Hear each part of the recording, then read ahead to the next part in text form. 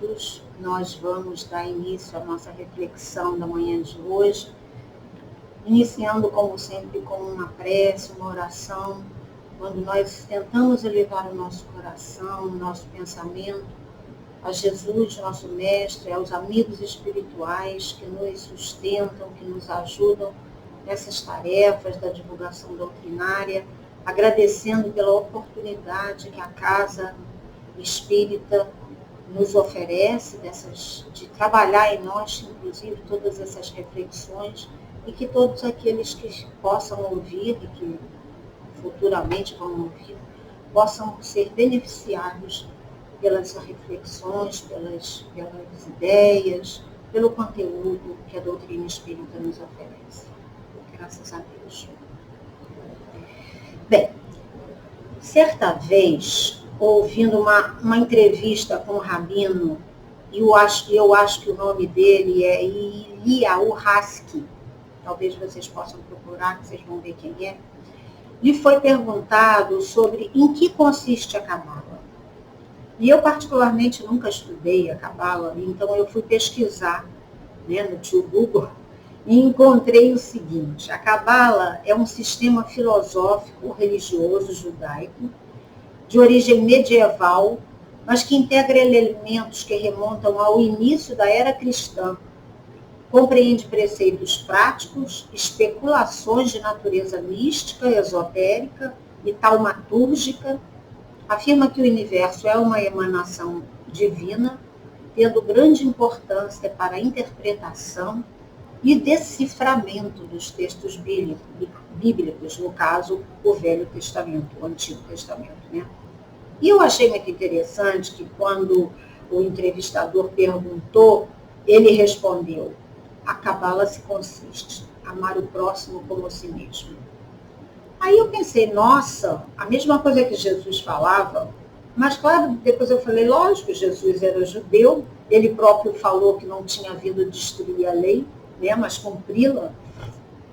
Então o meu espanto nem teve razão de ser, de acontecer, e o Rabino continuou na sua explicação.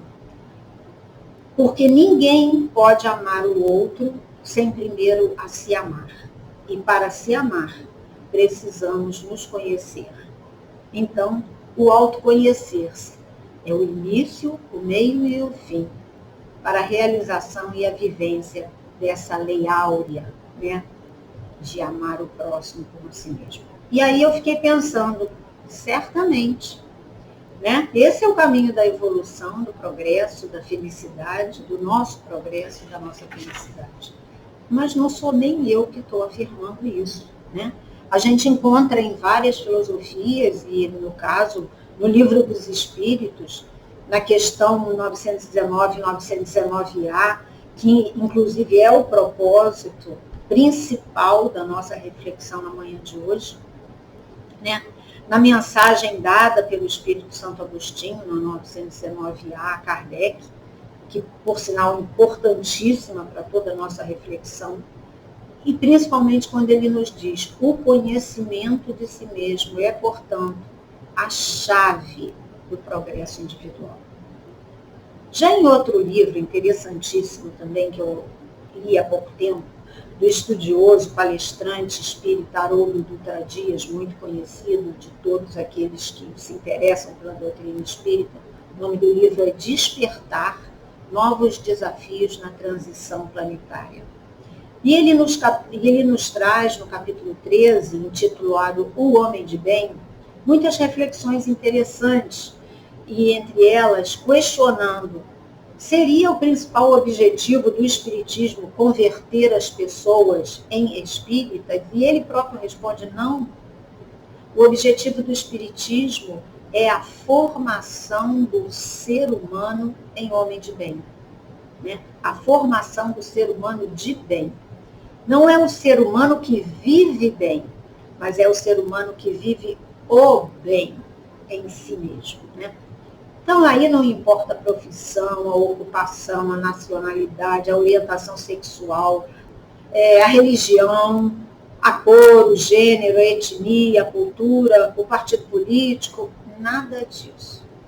O objetivo do Espiritismo é ser uma ferramenta para todos nós que ajude tão somente a formação do ser humano de bem, ou seja, a nossa transformação numa pessoa boa. E uma pessoa boa é aquela que faz o seu melhor, o melhor ao seu alcance. Quem dizia isso era Confúcio, famoso filósofo e pensador político da China, que viveu entre 552 a 479 a.C. E ele dizia, atingir esse padrão é simples, porque eu espero, no momento da minha dor, ser auxiliado. Eu espero a compreensão do outro. Eu espero ser tratado com dignidade. E que a pessoa, aquela que estiver me atendendo, faça o seu melhor. E o fato da gente habitar um corpo humano, por si só, não faz de nós uma pessoa boa, né?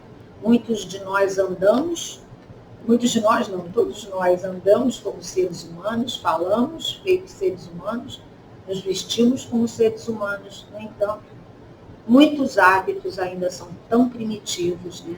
Muitas vezes a nossa sensibilidade é tão primitiva. E é por isso que a primeira regra do ser humano, moralmente integral, é em todas as filosofias e religiões, antes de fazer algo, pensar, se colocar no lugar do outro. E aí pensar, você gostaria que fizessem o mesmo com você?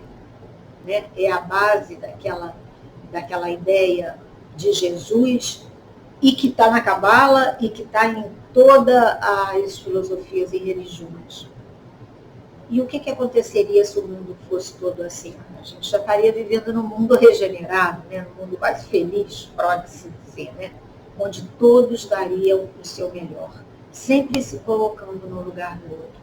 Mas é nesse processo de progresso divino, que todos estamos a caminho para que haja essa transformação. E a gente poderia perguntar, mas como é que eu sei se eu sou uma pessoa do bem? E viver o bem, o Haroldo Dutra nos lembra isso. Viver o bem está sempre relacionado na relação, na interação, né? Numa interação. E ele define muito didaticamente que há, portanto, 3 interações importantes, 3 relações. Com o Criador, conosco mesmo e com o próximo. E a primeira, com o Criador, é a mais fundamental e a mais primordial da relação, né, da nossa relação, que vai moldar, inclusive, todas as demais relações da nossa vida. É a nossa relação com Deus, com o Criador.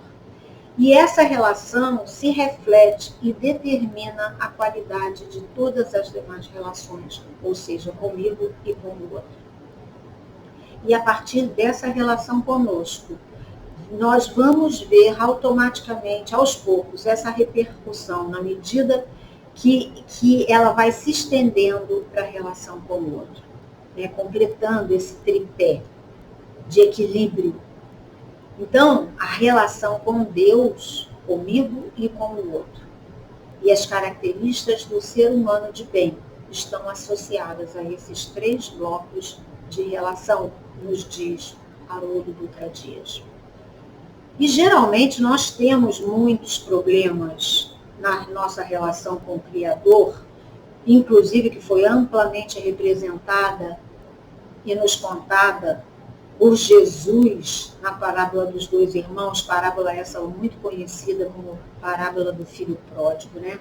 Que é uma parábola riquíssima, com conteúdos importantíssimos para entendermos a nossa relação da criatura, né, com o seu Criador. E ali vimos o quê? Os 2 filhos estavam afastados do pai. O filho pródigo sai, esbanja a fortuna, tudo, até ir ter que comer com os porcos, cair em si e voltar à casa do pai. E o outro, que fica, mas está afastado do pai, porque tem um sentimento ainda muito imaturo e egoísta. E essa relação afastada do nosso pai nos faz perguntar muitas vezes, ou com mágoa, ou com revolta, com a inaceitação, por que eu estou aqui? Por que comigo? O que eu fiz para merecer isso? Né? Ou então com uma atitude de negar a sua existência, né? Ou numa atitude rebelde, ou cruel, ou de indiferença em relação à vida, a nós mesmos e ao outro. E nós não estamos falando de nenhuma religião institucionalizada. Nós estamos falando dessa ligação, dessa conexão, dessa religação à fonte alimentadora, que é aquela que nos nutre, nos sustenta, provê, cria, renova, recria, gera outras oportunidades, independente de religiões institucionalizadas. E dependendo dessa qualidade que temos na nossa relação com Deus, com o Criador, nós vamos sim transferir para a relação conosco de uma maneira mais ou menos difícil e, consequentemente, para o outro. Apreciar, gostar, se nutrir dessa relação com a fonte primordial nos ajuda também a gostar de nós mesmos, da relação conosco mesmo e com o outro. Porque amar ao próximo como a si mesmo exige que gostemos, que respeitemos as nossas limitações, que gostemos de nós, que aprendamos a nos apreciar, a refletir sobre nós mesmos, né, de nos autoeducarmos. Então, aprender a gostar de si é também nos levar a gostar do outro e a respeitar o outro. Porque, inclusive, por mais que alguém goste de nós, pode e vai ter uma hora que esse outro vai nos magoar, vai nos ferir, vai nos ser indiferente. Mas porque a gente estaria nesse treinamento de se gostar de si mesmo, de aprender e de rever as suas próprias limitações, a gente começa também a aprender a ter indulgência. O que é indulgência? Indulgência é não focar na imperfeição, né? Então, a gente aprende a ter indulgência para com o outro, a perdoar, embora venha a mágoa, a tristeza, mas a perdoar e a ter benevolência mesmo com o erro do outro. E indulgência, perdão e benevolência é o resumo da questão do Livro dos Espíritos da 866, quando Kardec pergunta aos espíritos como Jesus entendia a caridade. E aí resume em benevolência, indulgência e perdão aos outros. Então, esses são os 3 pilares da nossa relação, das nossas relações, com Deus, comigo e com o outro.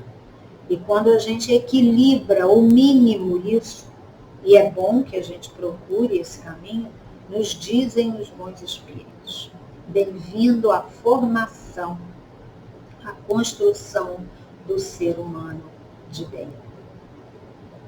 Meus amigos, até aqui nós filosofamos de acordo com vários pensadores, filósofos, autores encarnados, desencarnados, mas Kardec, ele era um pensador e um pesquisador muito pragmático, né? E podemos ver nas perguntas que ele levava aos espíritos, no período de sua pesquisa, né, que depois vira a codificação propriamente dita da doutrina espírita, essa característica de pesquisador pragmático que busca saber quais as ações práticas para a conquista de tudo isso que filosofamos até agora. E é nesse intuito que na questão 919, Kardec leva aos espíritos a pergunta desta maneira: qual o meio prático mais eficaz? Mais eficaz quer dizer aquele que produz resultados. Então ele pergunta qual o meio prático mais eficaz, que tem o homem de se melhorar nesta vida, não é em outras vidas, é nesta vida, e de resistir à atração do mal. Observemos que Kardec, nessa pergunta, pergunta o meio prático, mais eficaz, estamos repetindo isso, porque é da maior importância, para se melhorar nesta vida e resistir ao arrastamento do mal.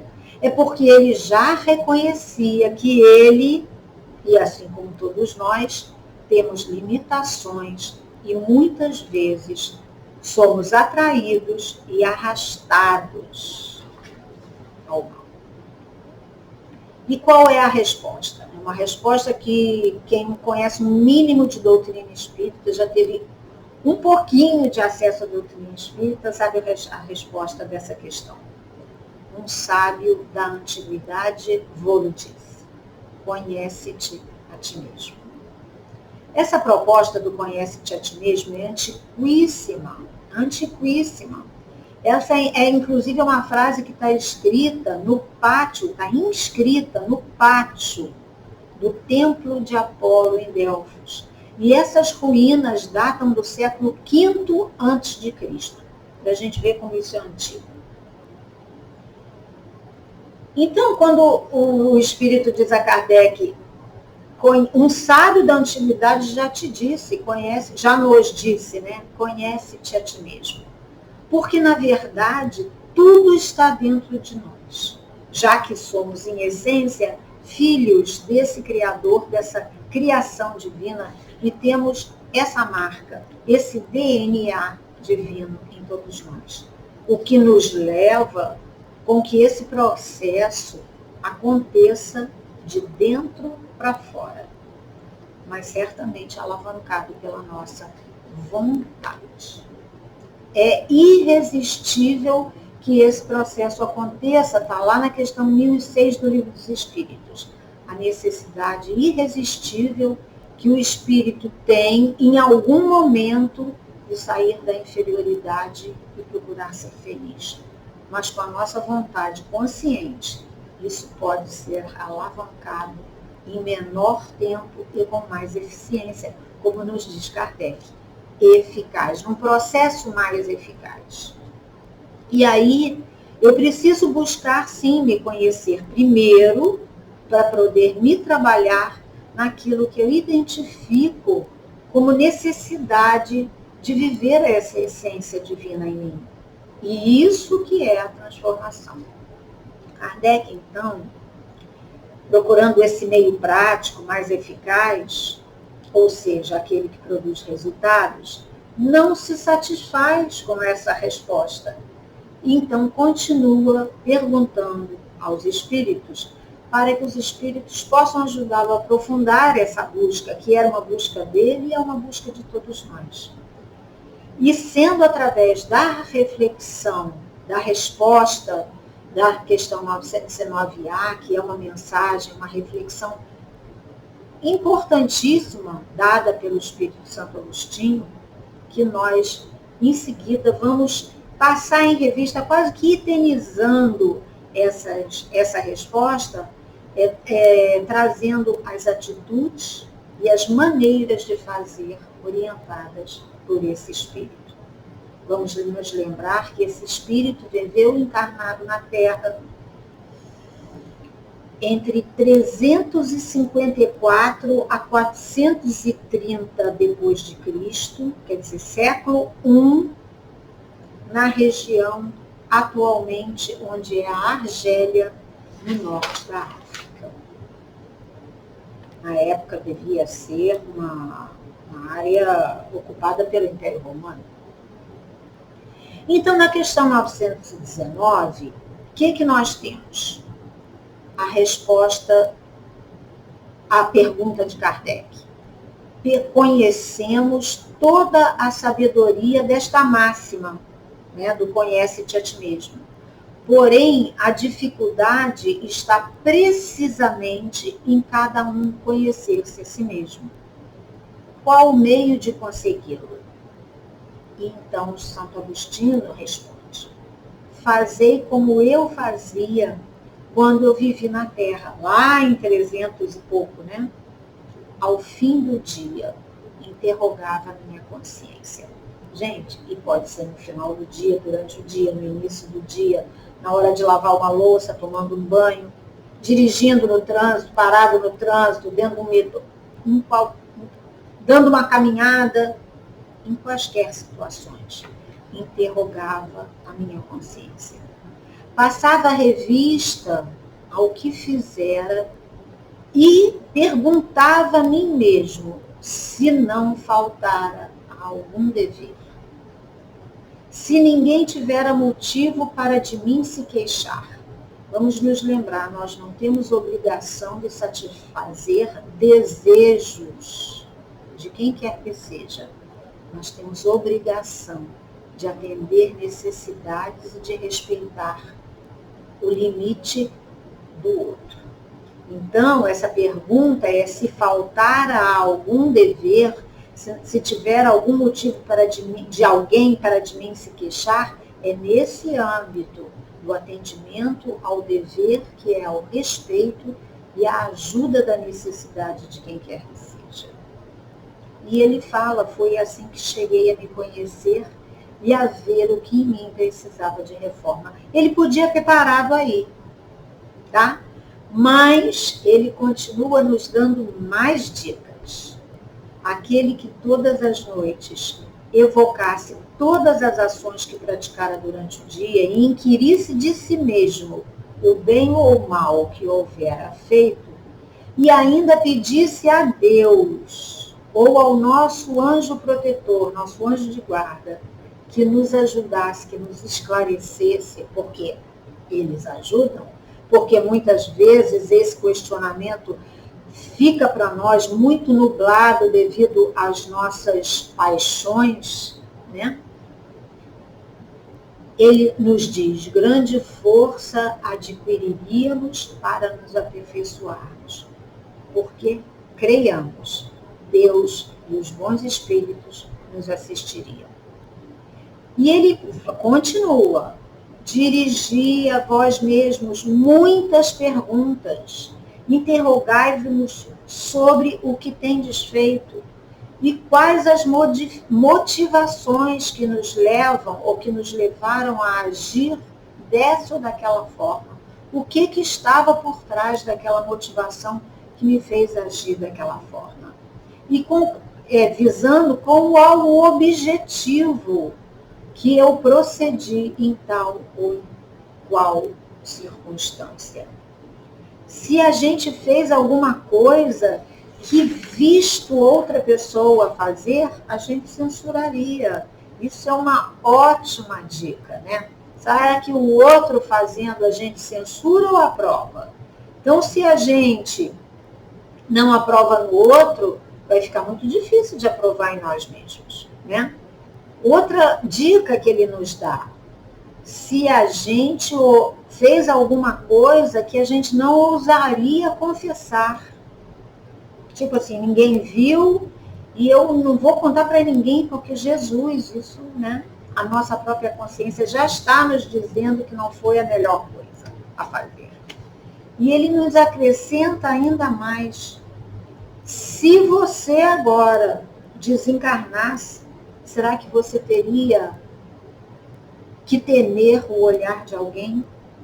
E esse olhar de alguém seria ficando aqui encarnado, ou algum espírito que estivesse desencarnado, que nos conheceu, que nos observou? Será que nós temeríamos o olhar de alguém? Santo Agostinho, então, diz-nos, examinai o que pudestes ter obrado contra o Criador, depois contra o vosso próximo e finalmente contra vós mesmos, porque a gente faz muita coisa contra a gente mesmo e se desculpa e foge, né? Então essa análise serve para esse caminho de reflexão. E ele nos diz, as respostas vos darão ou descanso para a vossa consciência, ou a indicação de um mal que precisa ser observado, trabalhado e curado. Então, esse é o parâmetro. A observação do que a gente faz ou do que a gente age nos traz paz na consciência ou nos deixa incomodado, angustiado? Esse é o parâmetro. Então é por isso que ele termina dizendo: o conhecimento de si mesmo é a chave do progresso individual. Mas ele próprio ainda diz: gente, é muito difícil julgar a si mesmo, né? Porque a gente está vendo aí que a ilusão do amor próprio atenua as nossas faltas, a gente se desculpa, se justifica, né? A gente torna as situações, busca tentar as nossas ações muito desculpáveis. Então é o avarento se considerando: não, eu sou econômico, eu sou previdente. Ou o orgulhoso dizendo: não, eu estou trabalhando a minha dignidade, a minha autobiografia, né? Santo Agostinho, ele mesmo pergunta, ele mesmo responde. Isso é muito real.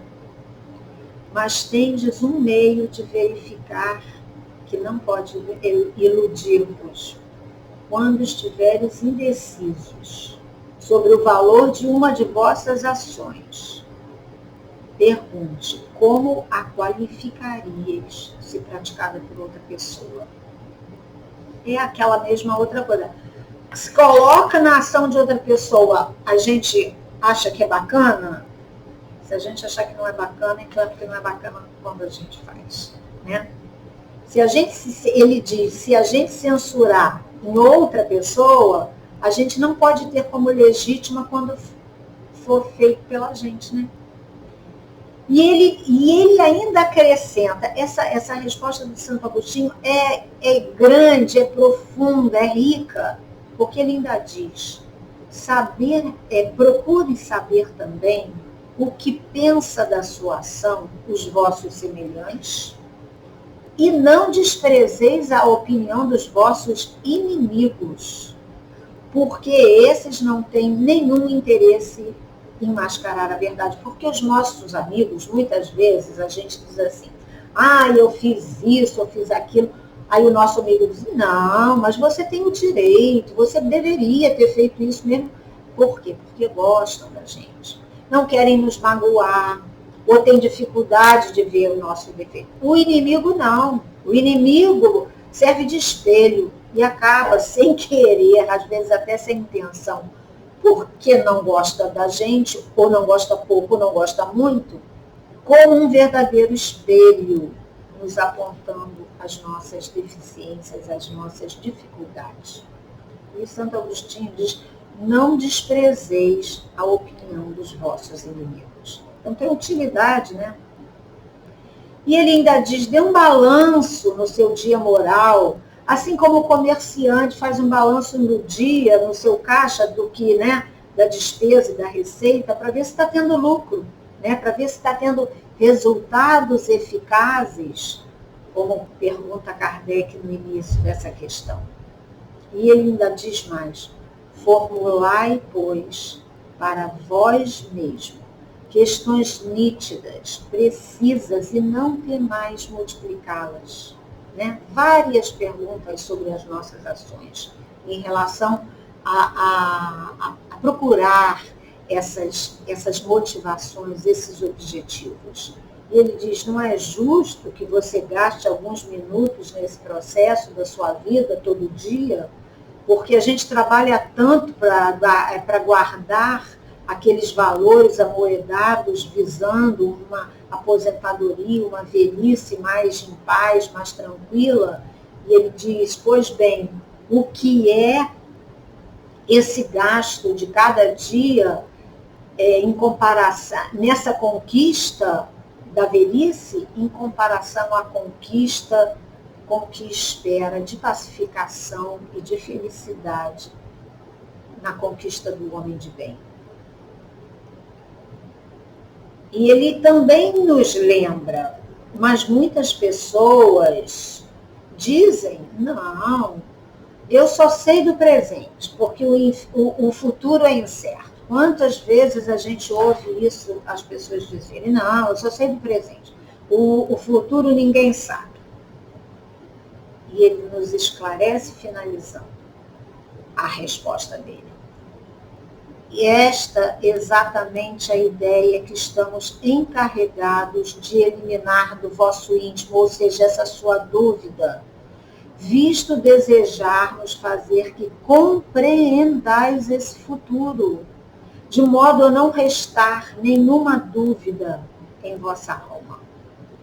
Foi por isso que primeiro chamamos a vossa atenção por meio de fenômenos capazes de ferir-vos os sentidos, ou seja, na época e quando acontece fenômenos de efeitos físicos, lá no início da doutrina, da codificação do interesse, que inclusive chamou a atenção de Kardec, e ainda de Denisard Hippolyte, das mesas girantes, das batidas, de todos os fenômenos físicos que aconteceram e acontecem, cada vez com menos intensidade, não sei, e chamam a atenção dos seres. E ele diz, naquela época chamávamos a atenção por meio de fenômenos capazes de ferir-vos os sentidos. E agora vos damos instruções que cada um de vós se acha encarregado de espalhar. Amigos, como podemos espalhar essas verdades, essas reflexões? Através da nossa palavra? Sim. Através da divulgação doutrinária? Sim. Através de conversa com amigos? Sim. Mas principalmente através da vivência e de exemplos, né? E ele ainda diz, foi com este objetivo que ditamos o Livro dos Espíritos. Gente, olha que nessa questão Santo Agostinho nos diz qual é o principal objetivo de os Espíritos terem ditado as respostas a Kardec. Com este objetivo é que ditamos o Livro dos Espíritos. E aí Kardec faz o seu comentário. Muitas faltas que comentamos nos passam despercebidas. E é verdade, né? Distraídos, imaturos que somos ainda. Mas se efetivamente seguíssemos, ou seguindo o conselho de Santo Agostinho, interrogássemos e interrogarmos mais a miúde a nossa consciência, veríamos quantas vezes falimos sem que suspeitemos, unicamente por não procurarmos a natureza e o móvel dos nossos atos, das nossas ações e dos nossos interesses, né? A forma interrogativa tem alguma coisa de mais preciso do que qualquer máxima. É a tão conhecida maêutica de Sócrates, né? Eu mesma pergunto, eu mesma respondo. E é pela soma, nos diz Kardec, que dermos dessas respostas é que poderíamos computar a soma de bem ou de mal que ainda existe em nós. A gente poderia terminar a nossa reflexão aqui, mas eu gostaria de ressaltar ainda 2 pontos. A primeira é que nós temos todos, no nível evolutivo que nós temos, muitas artimanhas internas escondendo os nossos sentimentos e as nossas motivações. Muitos mecanismos de defesa que camuflam as nossas próprias percepções e respostas acerca de nós mesmos. E é por isso que Santo Agostinho diz que a gente peça ajuda a Deus e aos nossos anjos protetores, nossos espíritos protetores. E até mesmo a busca de uma terapêutica, de uma psicoterapia para nos ajudar nesse processo. Por quê? Porque a emoção antecede a razão. Então, para que eu tenha um conceito racional do que eu estou sentindo, é difícil muitas vezes, porque muitas vezes a nossa emoção está camuflada. E nós temos sim, nesse momento, nesse processo evolutivo que estamos, ainda muita inabilidade para lidar com as nossas emoções. A gente nega, a gente banaliza, a gente foge, a gente escamoteia, a gente reprime e não resolve. a gente corre o risco de identificar algum detalhe e algum hábito menos bom e escorregar para a culpa, para a autoflagelação, para autocilício, que não tem a menor utilidade. Mas a gente pode procurar que facear a dificuldade ou a coisa já feita equivocadamente pode e deve gerar um arrependimento utilíssimo para que a gente entenda o processo, mas que a gente não estacione na culpa, para que a gente procure, como nos diz no Céu e Inferno, no livro Céu e Inferno, né, o 5º livro da codificação, não, o 4º livro da codificação. Não estacionemos na culpa. E temos sim a dificuldade de nos reconhecer falível, né? Muitas vezes nos deparamos com uma ilusão de autossuficiência, de arrogância, ou ainda o oposto, de que a gente não é capaz de nada, que a gente não tem aptidão para nada, nós somos uns coitados. Então a gente varia nesse desequilíbrio, né, de ou nos acharmos maravilhosos, essa autoilusão, ou então de nos acharmos péssimos. Tudo ilusão, falso. Mas é um aprendizado, né? E a gente lembra, então, que essas práticas da autorreflexão têm impacto direto na minha relação comigo, na minha relação da minha saúde física e psíquica e na minha relação com os outros. E que é da maior importância que a gente se afeiçoe a conhecer e a exercitar esse processo. A segunda coisa que é útil a gente lembrar é que autoconhecimento não é a transformação de homens de bem, mas é através do autoconhecimento que a gente se transforma. De acordo com reflexões trazidas pelo escritor, psicólogo, palestrante espírita Marlon Heidel, tem várias palestras dele no YouTube e livros que ele nos relembra isso, aprofunda essa reflexão, quando ele nos diz que nos transformarmos moralmente, não é apenas nos comportarmos de maneira diferente e continuar sentindo da mesma forma que antes. Isso é uma questão de educação, de mudança de comportamento que tem a sua utilidade, porque certamente nós devemos agir educadamente com os outros, da maneira como a gente gostaria que agisse conosco, mas que não confundamos isso com autotransformação.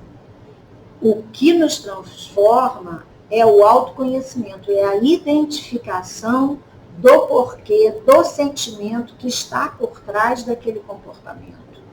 Não é uma questão de nos autocontrolar que vai garantir a autotransformação. E ele lembra, inclusive, da passagem onde Jesus era talvez muito enérgico, firme com a hipocrisia, quando ele dizia: túmulos caiados de branco por fora e podres por dentro. Que é justamente isso, quando a gente muda o comportamento por fora, mas por dentro a gente continua a mesma coisa, sem esse esforço de autotransformação. Porque a verdadeira transformação é o resultado da vivência do processo de autoconhecimento, de entendermos o porquê dos nossos comportamentos e sentimentos e emoções.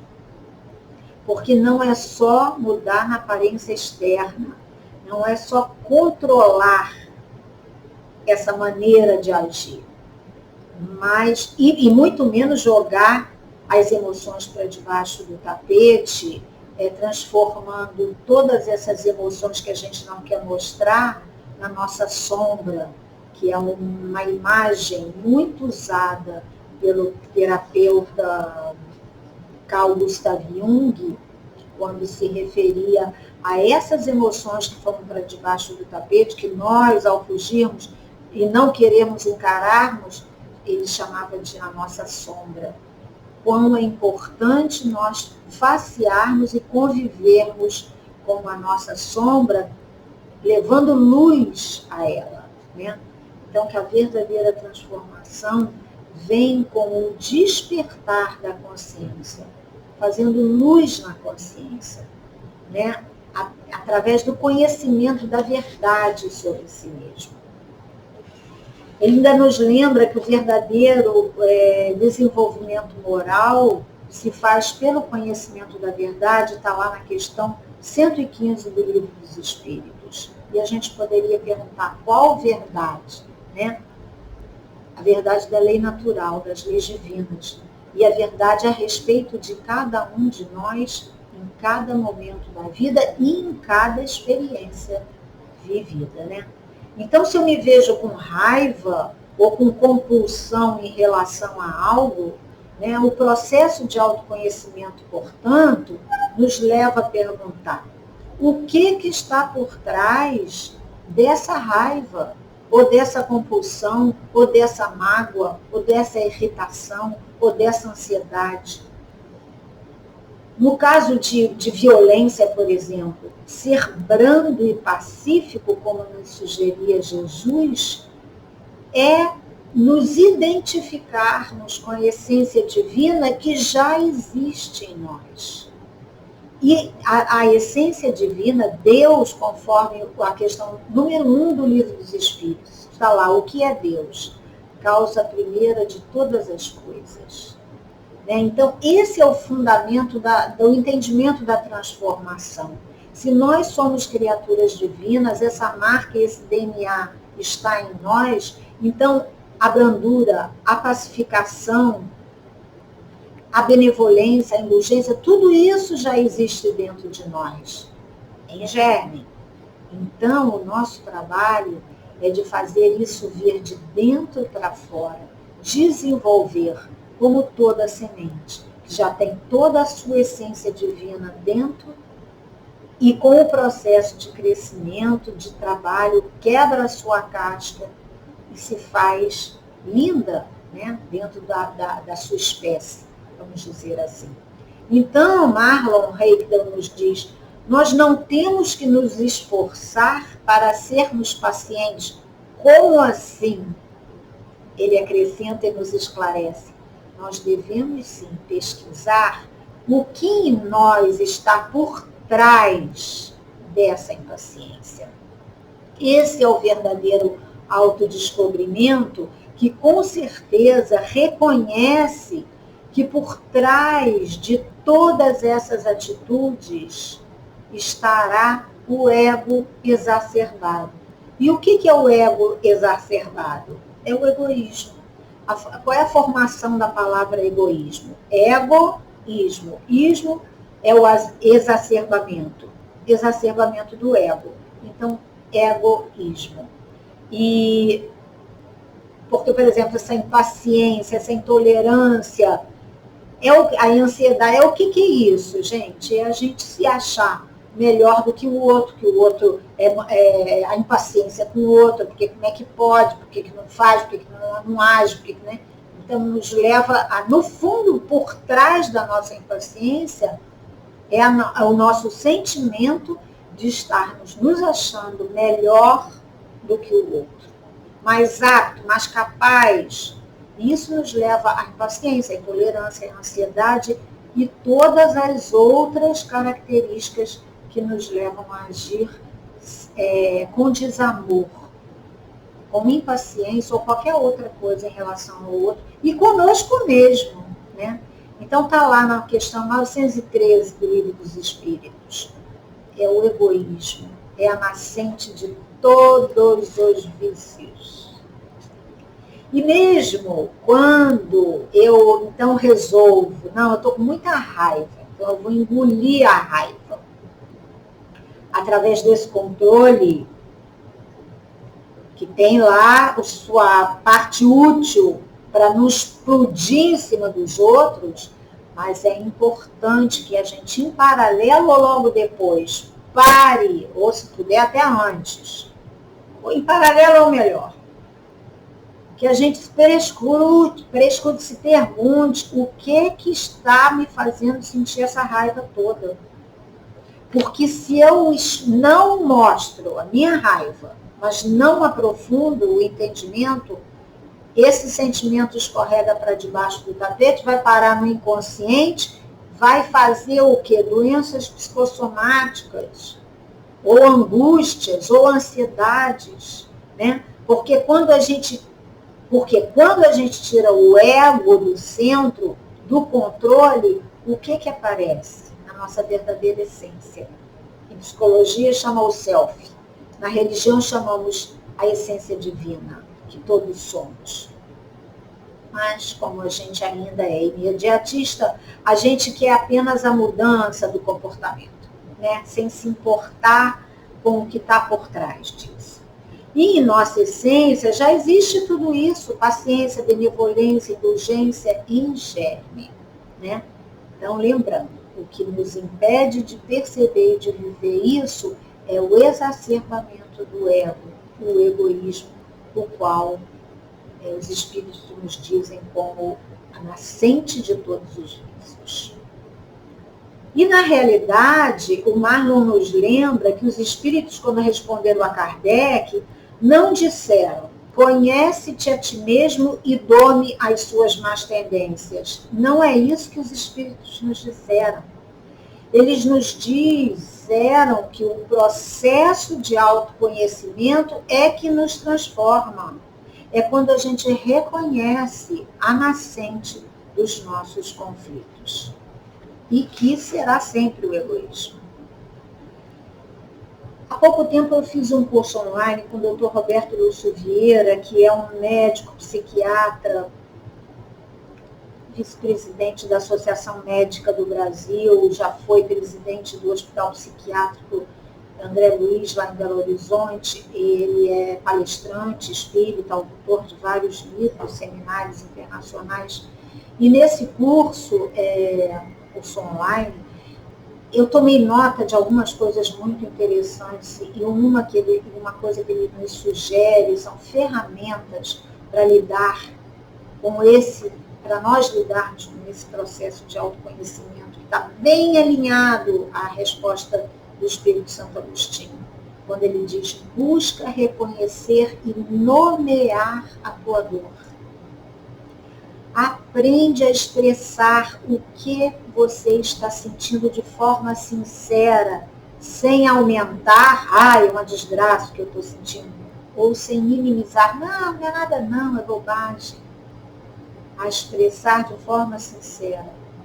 Não tenha expectativas imediatistas, nem das nossas transformações e nem em relação à dos outros. Essa, então, não vamos nem falar. Nós não temos gerência nenhuma sobre a transformação dos outros. E ele nos sugere vários livros para essas reflexões, né?